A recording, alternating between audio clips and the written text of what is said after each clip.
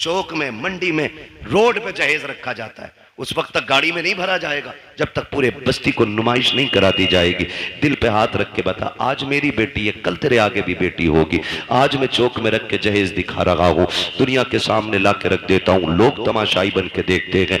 तुम क्या सोच के दिखाते हो, गाँव वालों को पता चल जाए मैंने क्या क्या दिया है? नहीं यार, तुमने तो दुनिया की सारी चीजें दे दी, क्योंकि रब ने तुम्हें दौलत से नवाजा था, तुम्हें पैसा दिया था, तुमने एक एक चीज ला के बहन बेटी के जहेज में रख दी। लेकिन तुम्हें नहीं पता उस जहेज को देखने के लिए सिर्फ अमीरों की बच्चियां तो नहीं आती हैं, ठेला चलाने वालों की भी बच्चियां आती हैं, खुरपा चलाने वालों की बच्चियां आती हैं, खेत काटने वालों की बच्चियां भी आती हैं, मजदूरी करके बच्चे पालने वालों की भी बच्चियां आती हैं। जब तुम्हारी बेटी के जहेज में रखा हुआ 40,000 का फ्रिज देखती होगी तो पता गरीब की बेटी के जिगर पे क्या गुजरता होगा। जब वो चीमते तवे से लेकर के कढ़ाई मशीन तक देखती होगी, मुझे पता मजदूर की बेटी के दिल पे क्या गुजरती होगी। तुम तो ये सोचते हो हमने जहेज इसलिए लगाया ताकि दुनिया 4 दिन तक बातें करे। खुदा की कसम, तेरी 4 दिन की ये बातें कहीं गरीब की आंख बन के तेरी खुशियों को डहना ले। ऐसा ना हो कहीं तेरे घर की खुशियों को आग ना लग जाए। जरूरी नहीं है जहेज रोड पे रखा जाए, दुनिया की दौलत उठा के दे, लेकिन तमाशा ना बना, मुट्ठी बंद करके दे दे। जो ले रहा है वो भी तेरा है, जो दे रहा है वो भी तेरा है। इसलिए गरीब को ना दिखा, मुट्ठी बंद करके दे ताकि तेरी भी राजी रखे और गरीब मजदूर की बेटी भी बाप के आंगन में राजी रहे। हमने कितने दुख कम किए बेटियों के यार, कितने दुख कम किए बेटियों के। आज बेटियां रोती नहीं है, आज भी बेटियां रोती हैं। जब शाम को थका हारा बाप मजदूरी करके घर आता है ना और बेटी आगे रोटी रखती है तो हाथ कांपते हैं उसके, इसलिए कि वो बाप का उतरा हुआ चेहरा नहीं देख पाती। और ऊपर से हमारे समाज के ताने, कहते हैं घर में बेटियां पाल रहा है, इससे निकाह नहीं हो रहा है। ये ताने देख करके आप जीते जी मार देते हो बेटी के बापों को। किसने हक दिया हमें ये, किसने हक दिया? और हमारे रवैये देखे हम ही है ये। आज जो बेटियों को फांसियां लग रही है ना, ये आरएसएस वाले नहीं लगा रहे। खुदा की कसम, हमारी बहुओं को हम ही जहर दे के मार देते। क्या रवैया हमारा ये, कौन सा तरीका ये? कब बदलेंगे हम? एक बाप बेटी का रिश्ता करने के लिए 3-3 बार 10-10 हजार का कर्जा लेके देखने वालों का पेट भराता है, और ये नाक तक खा के जाके कहते हैं बेटी पसंद नहीं आई हमें। वो बेगैरत जब पसंद नहीं थी तो गरीब बाप का खर्चा क्यों कराया? मर जाता ना खाता तो। समाज की मुश्किलों को आसान करो, यही 12वीं वाले का पैगाम है, यही 12वीं वाले का पैगाम है। लेकिन बढ़ाते जा रहे हैं, बढ़ाते जा रहे हैं। खत्म करें ये रस्म साहिब, खत्म करें। चौक में, मंडी में, रोड पे जहेज रखा जाता है, उस वक्त तक गाड़ी में नहीं भरा जाएगा जब तक पूरे बस्ती को नुमाइश नहीं करा दी जाएगी। दिल पे हाथ रख के बता, आज मेरी बेटी है, कल तेरे आगे भी बेटी होगी। आज मैं चौक में रख के जहेज दिखा रहा हूँ, दुनिया के सामने ला के रख देता हूँ, लोग तमाशाई बन के देखते हैं। तुम क्या सोच के दिखाते हो, गाँव वालों को पता चल जाए मैंने क्या क्या दिया है? नहीं यार, तुमने तो दुनिया की सारी चीजें दे दी, क्योंकि रब ने तुम्हें दौलत से नवाजा था, तुम्हें पैसा दिया था, तुमने एक एक चीज ला के बहन बेटी के जहेज में रख दी। लेकिन तुम्हें नहीं पता उस जहेज को देखने के लिए सिर्फ अमीरों की बच्चियां तो नहीं आती हैं, ठेला चलाने वालों की भी बच्चियां आती हैं, खुरपा चलाने वालों की बच्चियां आती हैं, खेत काटने वालों की बच्चियां भी आती हैं, मजदूरी करके बच्चे पालने वालों की भी बच्चियां आती हैं। जब तुम्हारी बेटी के जहेज में रखा हुआ 40,000 का फ्रिज देखती होगी तो पता गरीब की बेटी के जिगर पे क्या गुजरता होगा। जब वो चीमते तवे से लेकर के कढ़ाई मशीन तक देखती होगी, मुझे पता मजदूर की बेटी के दिल पे क्या गुजरती होगी।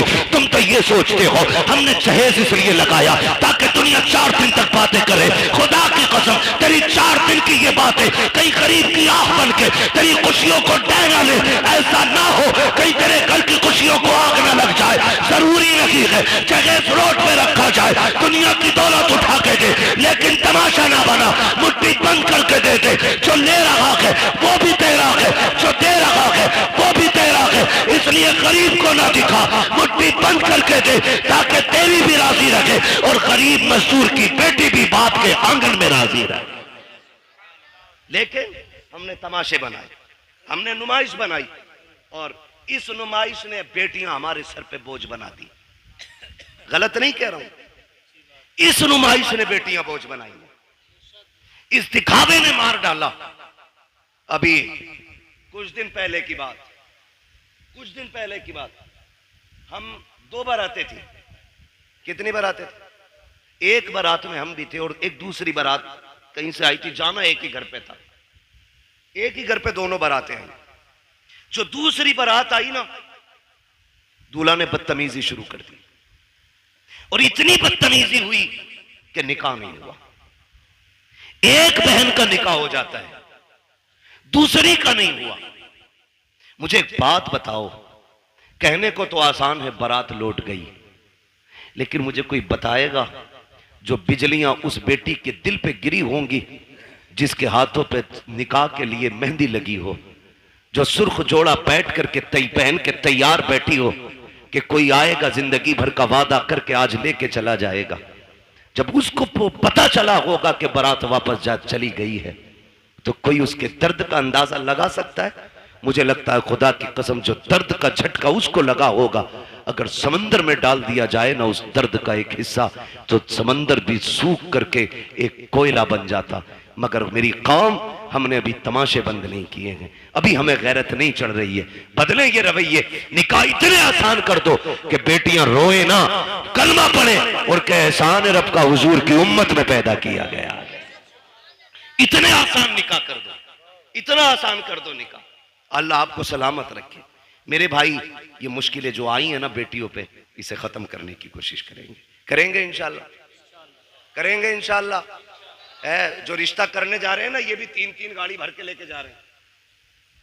देखने के लिए 10-12 लोग जा रहे हैं और एक झटके में तो मुंह दिखाई होती भी नहीं है।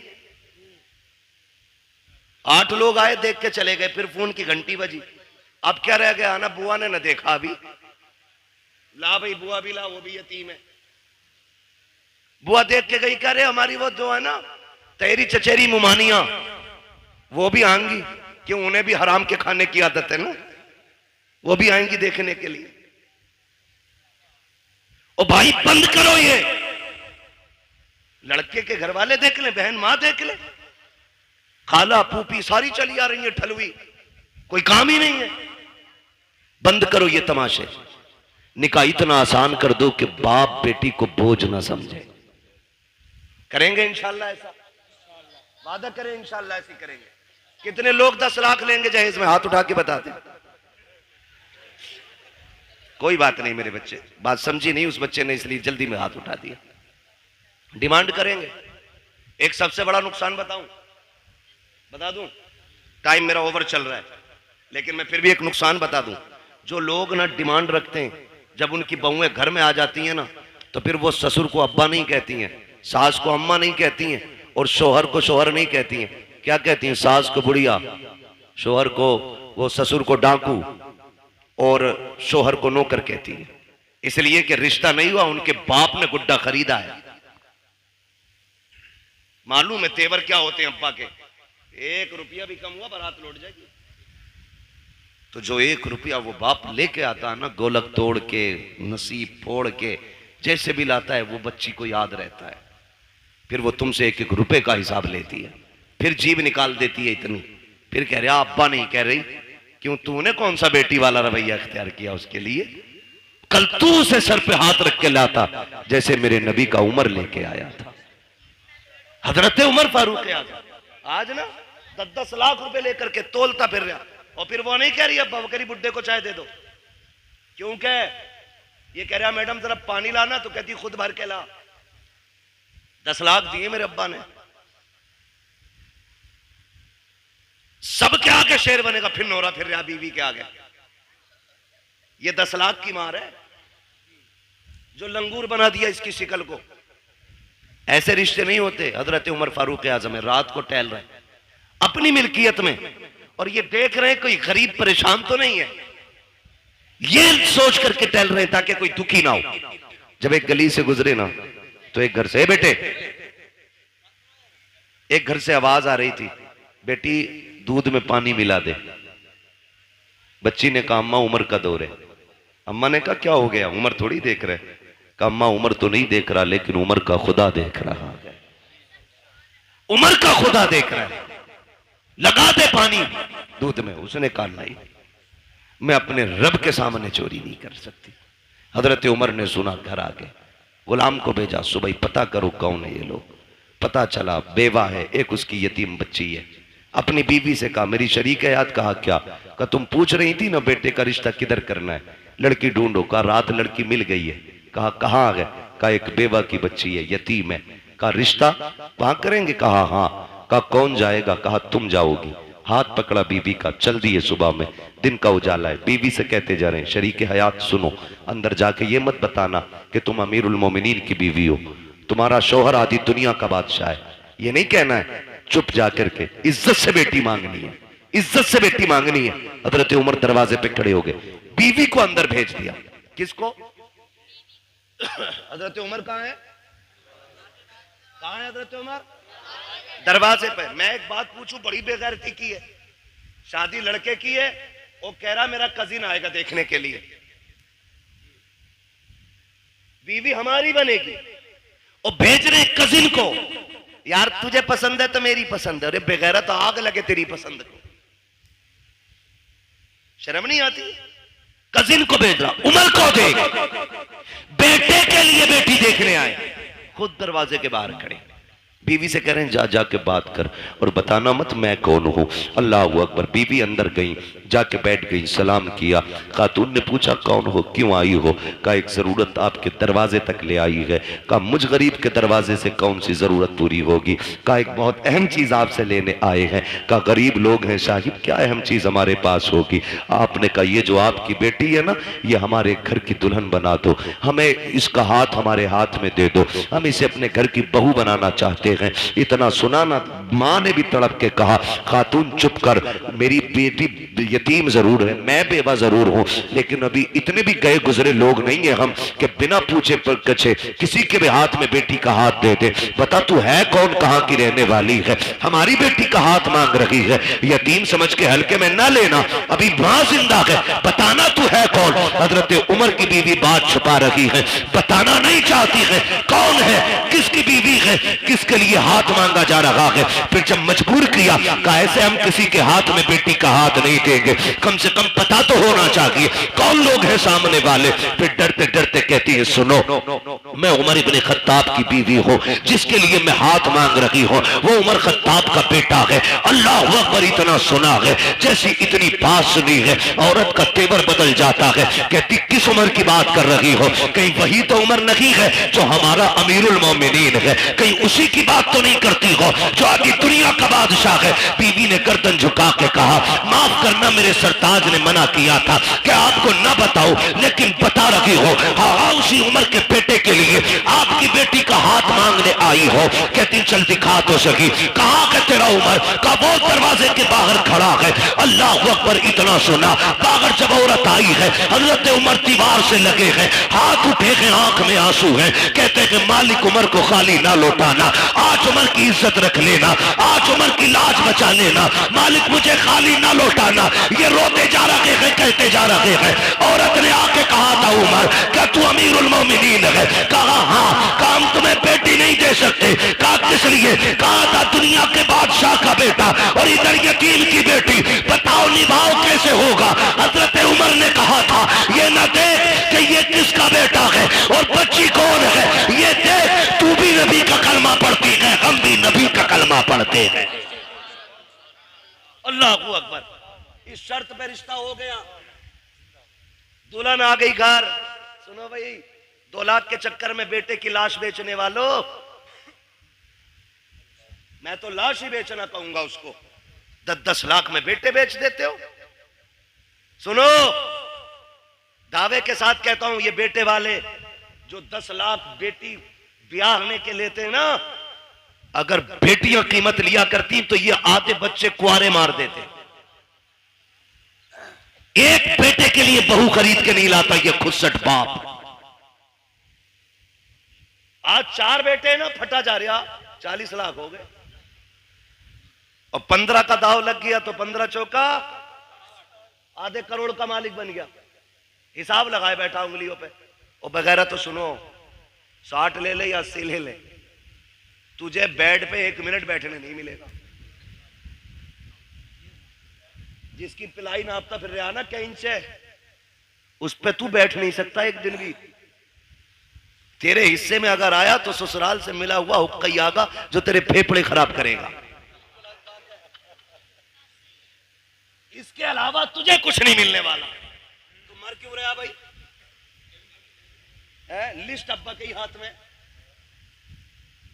हटो मत।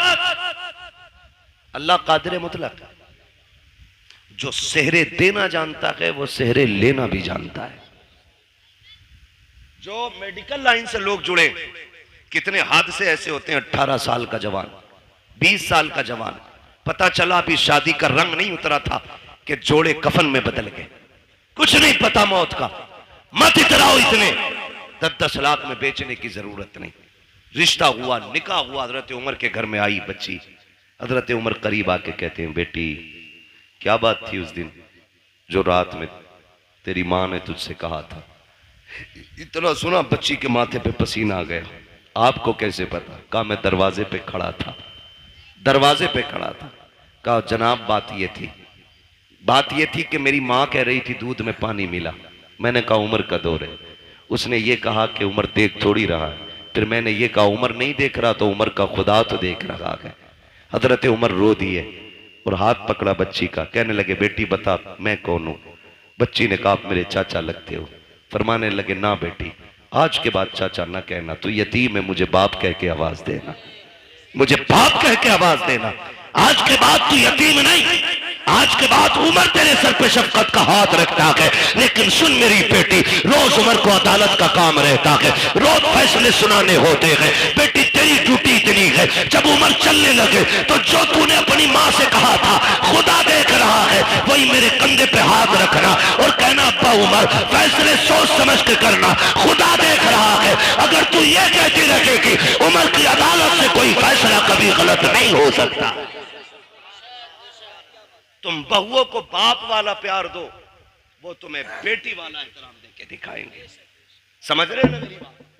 बेटी वाला एहतराम आपको देगी। जो बेटियां एक बाप को एहतराम देती तो निकले इन सारे फसादों से। मॉल में दामाद नहीं खरीदने, दीनदार बच्चियां तलाश करें, दीनदार, हिप्पी कट नहीं। हाँ बहुत पुरानी कटिंग थी वो याद है हमें, अब तो पता नहीं कौन कौन सी चल रही है। हाँ? ऐसा डिजाइन कह रहा मौलाना लड़की हमने देखी। ओहो कहां थे? कि फला जगह बर्थडे की पार्टी में देखी, हूर लग रही थी, हूर। आई है ना शादी के बाद जो दे दौड़ा, ले दौड़ा, उठा पटक के भूत आ गए। मैंने भूत नहीं, पूरी भूतनी लेके आया है। उतार दो, मैंने कहा अपने बस की बात नहीं। भूत उसके उतारो जिस पे चढ़े हों, और जो खुद भूतनी हो। बोलो उसके कौन उतारेगा? कह रहा ऐसे बाल पड़े थे मियां, देखता रह गया। धोखे में मत पड़ जाना, ब्यूटी पार्लर ने बड़ा काम खराब किया है। ऐसे रंग बिरंगी मुंह बना देते, ऐसा लगता है कभी कभी के आटे के बोरे से निकल के आई है। और कैमरा ऐसा ऐसा फिल्टर मार रहा, कलुआ भी कभी भूरा हो गया। ये कंडीशन है। फोटो भेज दिया, कलवा का फोटो आया, पूरा मोहल्ला देख रहा, दामाद बड़ा गोरा है। और फिर इतना घना सेहरा बनवाया कि कुछ टिप ही नहीं रहा था उसमें। और जब चौथी में आए दामाद तो फिर ढूंढ रहे थे सब, दामाद नहीं आया। यही तो है। का मुंह कैसा? कभी मस्जिद गए थे, वुजू किया तो मुंह धुल गया। तो ये कंडीशन, ये हालात है। बेटी दीनदार तलाश करो। ये भी हैरत की बात है ना, कह रहा आईएएस चाहिए, आईपीएस चाहिए, बीओएमएस चाहिए, एलएलबी चाहिए। भाई तालीम अच्छी बात है। वो कहा था ना, गालिबन हफीज जालंधरी ने कहा था कि तालीम औरतों की जरूरी तो है, मगर खातून खाना हो वो सबा की परी ना हो। तालीम जरूरी है लेकिन हया के दायरे में रहे, शरीयत की हदों को पामाल न करे। बेटी दीनदार ढूंढो, फिर देखो अल्लाह कितनी बरकतें अता फरमाता है। वरना गलत नहीं कह रहा हूं, सच्ची बात है ये। भाई आपकी वजह से ये कुर्बानी पेश कर रहा हूं, एयरपोर्ट का अल्लाह मालिक है, सच्ची बात है। जो जहेज में कुरान आता पूरी जिंदगी जुजदान में रहता है। और बल्कि सास कहती है ना पहले ही 3 रखे, इसे मस्जिद में दिया। टीवी अपने कमरे में, एलसीडी अपने कमरे में, एलईडी अपने कमरे में, फ्रिज संभाल के रखिए टूट ना जाए, वॉशिंग मशीन स्क्रैच ना जाए। बुढ़िया खड़े होकर ऑर्डर जारी कर रही है, आया ना कुरान, कहती लल्ला इसमें क्या, इसमें क्या, कि अम्मा कुरान है। ए लल्ला 4 तो पहले से घर में रखे थे, ये भी ले आए, इसे मस्जिद पहुंचा दो। अगर ये कंडीशन घरों की हो जाए ना, फिर पूछना मत कयामत कब आ रही है, समझ लेना कयामत तुम्हारे दरवाजे पे आके खड़ी हो गई है। क्योंकि तुम्हारे घर में टीवी और फ्रिज रखने के लिए जगह है और रब का कुरान रखने के लिए जगह नहीं है। सोचना और फैसला करना। गलत नहीं कह रहा हूं, पढ़े क्यों? क्योंकि हमने बेटी को पढ़ाना जरूरी नहीं, बेटी को कुरान देना जरूरी समझा है। जहेज में होना चाहिए, चाहे उसे नमाज आती हो कि नहीं आती है। बाप अच्छा वो नहीं जो सोने की पेटी में रख के मुझको अंबर से लिखा हुआ कुरान बेटी को दे। बाप वो बेहतर है जो जहेज में कुरान दे ना दे, बेटी के सीने में कुरान दे दे, इसलिए कि वो जहां जाएगी वहां जाकर के कुरान पढ़ेगी। लेके आओ कुरान वाली बेटी, फजर में उठ के मुसल्ला बिछाएगी, नमाज से फारिग होकर कुरान पढ़ेगी, रब की तस्बीह बयान करने के बाद शौहर की खिदमत करेगी, सास ससुर की खिदमत करेगी। फिर तुम देखना इन्हीं घरों के अंदर तुम्हें जन्नत के नक्शे नजर आएंगे। वरना याद रखना, ले आओ जितनी चाहे पढ़ी लिखी, जब तक शरीयत नहीं होगी उस वक्त तक घर में जन्नत नहीं होगी। मैंने पहले कहा था, घर कभी भी दौलत से नहीं, मदीने वाले की सुन्नत से चला करते। आप बच्चियों को कुछ पढ़ाएं या ना पढ़ाएं, लेकिन कुरान पढ़ाएं। मेरे ख्याल से आपके इलाके में भी इदारा है ना, हमारे नवाब भाई ने बताया था, मुझे याद आ रहा है, काफी पहले बताया था कि ये समूदिया में बच्चियों का इदारा कायम कर रहे हैं, और मेरे ख्याल से कायम कर दिया है माशाल्लाह। लिंटर की तैयारी है। ये इदारे हमारे जिम्मेदारियां हैं हमारी, इन्हीं इदारों के जरिए इंशाल्लाह हमारी बेटियां कनीज़े फातिमा ज़हरा बनेंगी, कनीज़े फातिमा ज़हरा बनेंगी इन इदारों के जरिए बेटियां। मैं आपको एक बात बता दूं, बेटे बुरा ना माने, क्योंकि मैं भी अपने अब्बा का बेटा हूं। वो ये ना समझे कि बेटों को बड़ा खुल के बुरा कह रहा है, लेकिन ये सच्ची बात है। बेटे को ना कितने कुरान पढ़ा लो, वो जब भी पढ़ेगा ना हस्बे जरूरत पढ़ेगा और बंद करके यूं रख देगा। लेकिन अगर आपने बेटी को कुरान पढ़ाया है ना, वो जब भी कुरान पढ़ेगी ना, उसे कुरान के सफात में बाप का चेहरा दिखाई देगा। बाप का इंतकाल हुए अगर 15 साल भी बीत गए होंगे ना, तो वो 15 साल के बाद कुरान बंद करके हाथ उठा के कहेगी, अल्लाह जो आयतें, जो रुकू, जो पारे, जो मैंने लाइनें पढ़ी है ना, इसका सवाब मेरे बूढ़े बाप की कब्र में अता फरमा दे। खुदा की कसम, ये बेटियां इतनी गैरत वाली होती हैं, जो भी तुम इन पे एहसान कर दो ये सर पे नहीं रखती हैं, ये एहसान का बदला दिया करती हैं, बदला दिया करती हैं। इसलिए बेटियों को पढ़ाओ। आज ना सबसे ज्यादा बड़ा निशाना हमारे इदारे, हमारी मस्जिदें, हमारी खानकाहें, हमारे जलसे सिर्फ इसलिए है कि इनसे इस्लाम का परचम हिंदुस्तान में बुलंद है। दुनिया मिटाने पे लगी है, कागज चेक करते हैं, रजिस्ट्रेशन में कमी हो, बैनामे में कमी हो, बिल्डोजर जाके चला दें। इतनी मजबूती से काम करो कि दुश्मनों के दांत कट्टे हो जाएं और तुम्हारी की हुई मेहनत ये बताए, यही है आरज़ू तालीम कुरान हो जाए, हर एक परचम से ऊंचा परचम इस्लाम हो जाए। इतनी जम के मेहनत हमें करनी है और हम अपनी कौम को इदारे देंगे, तालीम के मरकज देंगे। लिंटर पढ़ा के नहीं, अभी नहीं पढ़ा ना, तो उम्मीद है इंशाल्लाह आप लोगों का साथ रहेगा इंशाल्लाह। बोले जोर से इंशाल्लाह। हाँ, वरना याद रखना, वही नेकी है जो अपने हाथ से कर जाओ, वही नेकी है जो अपने हाथ से कर जाओ, अपने हाथ से कर जाओ। हम जो कमाते हैं ना, वो अपने लिए नहीं, दूसरों के लिए कमाते हैं। हम तो कुछ दिन उस दौलत पे चौकीदार बन के रहते, मरेंगे लल्ला मौज करेगा। अपने हाथ से कर जाओ। किसी के बेटे ने बाप के नाम पे सोने के सिक्के नहीं दिए मस्जिद में। हमने अमीरों के बेटे भी देखे, गरीबों के भी देखे, जबकि गरीब बाप का बेटा जिसे दौलत नहीं, बाप विरसे में कुरान दे के गया था, कम से कम वो कब्र पे जाके कुरान तो पढ़ के सुना देता है। लेकिन अमीर के बच्चे को उतनी भी फुर्सत नहीं कि वो जाके बाप की कब्र पे कुरान भी पढ़ सके। और मेरे भाई, अपने जीते जीतने काम कर जाओ। कब्रिस्तान जाते हो? सर हिलाओ भाई। जाते हो कुरान कब्रिस्तान? माशाल्लाह, जो लोग समझ गए उन्होंने हाथ उठा दी।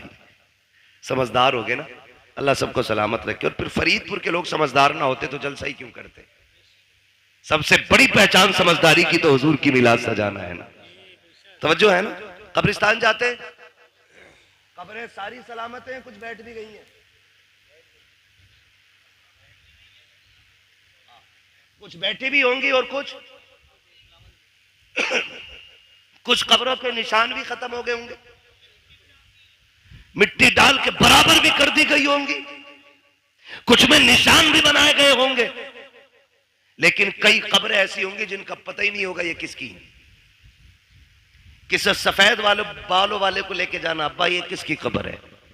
वो कहेंगे मैंने भी नहीं देखा मरते हुए, मेरे अब्बा ने बताया था कि यहाँ हमारे गांव के सबसे बड़े जमींदार दफन हुए थे। ये वो थे जो 500 एकड़ के मालिक थे। आज जाके देखो ना, हजारों बीघों का मालिक इंच भर जमीन में सिमट के रह गया है, हड्डियां गल गई हैं, कोई फाथा पढ़ने वाला भी नहीं है। फूल डालने की तो बड़ी बात यार, लोग कब्र पे मिट्टी डालने भी नहीं आते हैं, तख्ते गले सड़े दिखते रहते हैं, कफन के धागे नजर आते हैं, कोई छुपाने वाला भी नहीं होता। तो तुम्हें क्या लगता है कि हमारी औलाद हमारी कब्र पे बैठ करके रोज कुरान पढ़ा करेगी?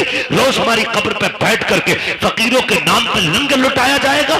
कभी नहीं, कोई नहीं। अगर आज हमें महीनों में टाइम मिलता है, हमारे बच्चों को 6 महीने में भी टाइम नहीं मिलेगा। हम 6 महीने में जाते हैं, हमारे बच्चे साल भर में भी नहीं जाएंगे। ऐसे काम कर जाओ, कोई जाए या ना जाए, कोई हाथ उठाए या ना उठाए, तुम्हारी कब्र में रहमतों के झोंके आते रहे, खुदा की तरफ से बरकतें आते रहे। आप कहेंगे कैसे? तो सुनो, जो मदरसे चल रहे हैं, इदारे बन रखे हैं, उनका जाके ताउन कर दो, बीमा कर लो पहले का 50,000 मेरी तरफ से ले, इसकी छत बना दे। खुदा की कसम, जब मर जाओगे और जब तक ये मदरसा चलता रहेगा, कोई हाथ उठा के दुआ करे ना करे, कोई कब्र पे आए क्या ना आए, जितनी देर तक इसके नीचे बैठ करके कुरान पढ़ा जाता रहेगा, अल्लाह सवाब की खिड़कियां तेरी कब्र में बराबर खोल के रखे। इसलिए ऐसे काम करके जाना, ऐसे काम कर जाने, अपने इदारे मजबूत करें। इसमें आम के आम है, गुठलियों के दाम है। गुठलियों के दाम ऐसे हैं कि हमें जन्नत मिलेगी, नेक काम है। और आम के आम ऐसे हैं, हमारी ही बेटियां यहां से पढ़ के कनीज़े फातिमा ज़हरा बनेगी। हाँ, वो सबसे ज्यादा जरूरी है हम अपनी बच्चियों पे ध्यान दें। वक्त होता है इंशाअल्लाह तो मैं बात करता, अभी मैंने सिर्फ एक टॉपिक पे बात की है। हुजूर बेटियों के लिए रहमत बन के आए और हमने उसका मतलब ही बदलने की कोशिश कर दी है। हुजूर रहमत बन के आए, हम जहमत बन के बैठ गए। बाप के बाल इसलिए सफेद हो गए कि कोई बच्ची का हाथ मांगने वाला है। ओ यार, ऐसे हो जाओ कि कोई बोझ बेटी को अपने ऊपर महसूस न करे, बल्कि बेटी को फूल समझ के पाले। आप भी जाओ, जन्नत सभी को चाहिए, सब चाहेंगे मुझे जन्नत चाहिए। एक आसान नुस्खा है, तलाश करो ऐसे रिश्ते जहां बाप बेटी को रुखसत करने पे मजबूर हो, लेकिन हालात ना हो। अल्लाह ने तुम्हें खरीदने के बर्तनों का भी पैसा दिया हो, लेटने की चारपाई भी दी हो, चलने के लिए गाड़ी भी दी हो, रहने के लिए छत भी दी हो ना, वहां खाली हाथ जाके किसी गरीब की बेटी के घर की आबरू बन जा और उसे अपने घर की जीनत बना के ले आ। खुदा की कसम, यहाँ उसकी गुर्बत पे तू पर्दा डाल ले, कब्र में मदीने वाले तेरे गुनाहों पे पर्दा डालने आ जाएंगे। ये सबसे आसान तरीका जन्नत में जाने का। करेंगे इंशाअल्लाह कोशिश। जहेज तो नहीं मांगेंगे, खास करके अब्बा सुन ले, मोटरसाइकिल पे बैठने नहीं मिलेगा, चाहे बुलेट मांग ले, हवाई जहाज मांग ले। हाँ, अगर बैठ भी गया बाई चांस तो उस वक्त सांस उखड़ रही होगी, तुझे पता ही ना होगा बैठा काय पे, उससे पहले लल्ला बैठा गई नहीं। इसलिए मेरे भाइयों गुजारिश है, बच्चों को टोकिन ना समझे, लॉटरी ना समझे, बेटों को खुदा की नेमत समझे। और जब वो दूल्हा बने, शुक्र के सजदे करें, लंबी दुआ की भीख मांगे। खुदा की कसम, नस्ल उसी से जो चलेगी ना, गोद उसकी होगी, आने वाला सलाहुद्दीन अय्यूबी होगा। जरूरी है हम नस्लों को बेहतर करें। मेरे हुजूर आए और सबसे पहला सबक आका ने दिया, इक़रा बिस्मि रब्बिकल्लज़ी खलक़। पढ़ने का हुक्म मेरे नबी ने सबसे पहले दिया। जिस नबी ने सबसे पहले तालीम को आम किया ना, आज उसी की उम्मत सबसे ज्यादा जाहिल है, उजड़ है, गवार है। मैं लाजिम समझता हूं हम अपने बच्चों पे पढ़ाई को इतना लाजिम कर दें जितना पानी हमारे लिए लाजिम है, जितना खाना हमारे लिए लाजिम है। मारेरा शरीफ की एक बोली बड़ी प्यारी लगती है, आधी रोटी खाएंगे बच्चों को, आधी रोटी खाएंगे बच्चों को। अभी सारे नहीं बोल रहे हैं कि बच्चों की कमाई खाएंगे, पढ़ाओगे कि बच्चों की कमाई खाओगे? बोलो। आधी रोटी खाएंगे बच्चों को, बच्चों को। कतई वो नहीं बोल रहे जो बच्चों से भी नलाई करवा रहे होंगे। सिर्फ 200 रुपए के लालच में उनके करोड़ों का जीवन बर्बाद करते हैं ऐसे नलायक बाप जो अपने बच्चों को चाहते हुए भी नहीं पढ़ा पाते। मजबूरी एक अलग चीज है, तेरे हाथ पैर है, तू जमीन जोत गड्ढे खोद बच्चों को पढ़ा, अल्लाह तुझे खेती करने में भी इबादत का सवाब अता फरमाएगा। करना ये काम तो करेंगे इंशाअल्लाह, पढ़ाएंगे बच्चों को। आधी रोटी खाएंगे, लड्डू ही खा लो या नारे ही लगा लो, मिलने की देर हो रही है, खाने में देर नहीं है ना। बस हो गया भाई, तकरीर मुकम्मल हो गई है, बस मैं आखिरी वादा ले रहा हूं, पढ़ाई की तरफ तवज्जो करेंगे इंशाअल्लाह, सारे वादा करें इंशाअल्लाह, पढ़ाएंगे बच्चों को, आधी रोटी खाएंगे, मिलाद में आएंगे मुंह भर के लड्डू। हाँ यही मसला सही है।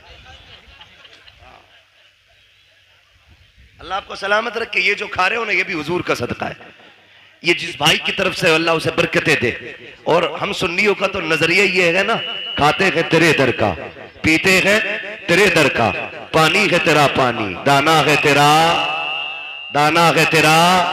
और हम बरेली वाले तो और भी बढ़ के कहते हैं तेरे टुकड़ों पे पले, गैर की ठोकर पे न डाल, झड़कियां खाएं कहां छोड़ के, सदका तेरा। अल्लाह करे ये जो बात मैंने आपसे कही है, खुदा करे इन बातों पे हम अमल की कोशिश करें। लाजिम ये है निकाह आसान करें। जो पैसा ना हम बच्चियों की शादी में लगा रहे हैं ना, इस पैसे को उन्हीं बच्चियों की तालीम में लगाइए, तालीम में लगाइए। घुटनों के बल आएंगे लड़के वाले रिश्ता मांगने के लिए। अगर आपने 10 लाख बच्ची की तालीम पे लगा दिया ना, तो ये घुटनों के बल आएंगे बेटी मांगने के लिए। लेकिन आप गलत करते हैं ना, वो जो तालीम पे लगना था वो जहेज पे लगा रहे हैं। ये मत कीजिए, ये तालीम पे लगाइए आप और बच्चों को कामयाब बनाइए। और सुने जनाब, जो आतिशबाजी में आप लगा रहे हैं और जो आप बारात के नाम पे और वेलकम के नाम पे लड़कों में और मेहंदी के नाम पे और हल्दी के नाम पे खर्च कर रहे हैं ना, इसे अपने बेटों की तालीम पे लगाइए। खुदा की कसम किसी हल्दी की जरूरत नहीं है, तेरे बेटे का चेहरा चांद से ज्यादा चमकने लग जाएगा। लेकिन हमारी कोशिश ये रहेगी इंशाअल्लाह हम अपनी कौम तक सच्ची बातें पहुंचाएं। और यही कोशिश रहती है कि हमारी कौम तक एक भी पैगाम पहुंचे तो पहुंच जाए। अगर आज के बाद एक बेटी को भी किसी ने बिना जहेज के अपना लिया ना, मैं समझूंगा मिलाद कराने वालों की मेहनत कबूल हो गई है और बुलाने वालों का ये आना भी कबूल हो गया है। करेंगे इंशाअल्लाह। अगर बेटी वाला अपनी मर्जी से कुछ दे रहा तो दे, लेकिन हम दबाव प्रेशर नहीं करेंगे ना भाई। बस एक बात याद रखना, जिसने बेटी दे दी उसने सब कुछ दे दिया, अब और कुछ नहीं चाहिए। फरमाया गया वह मस्सा इला फला तनहर, महबूब तेरी चौखट से कोई खाली नहीं जाना चाहिए। अभी मैंने इस आयत के ज़िम्न में कोई बात भी नहीं की, अभी तो यूं समझे तमहीद थी, यहाँ तक पहुंचे, तकरीर का आगाज होना था। इंशाअल्लाह उल अजीज कभी वक्त रहेगा ना तो कभी फिर बात हो जाएगी। 1.5 घंटा मुकम्मल हो गया आगे, बस जो हुए गलत उनको माफ फरमाए रब्बे कायनात। जिंदगी ने दिया साथ, फिर होगी मुलाकात। चमन रहा फूल खिलेंगे, जिंदगी रही फिर मिलेंगे। मुसाफिर हैं हम भी, मुसाफिर हो तुम भी, किसी मोड़ पर फिर मुलाकात होगी।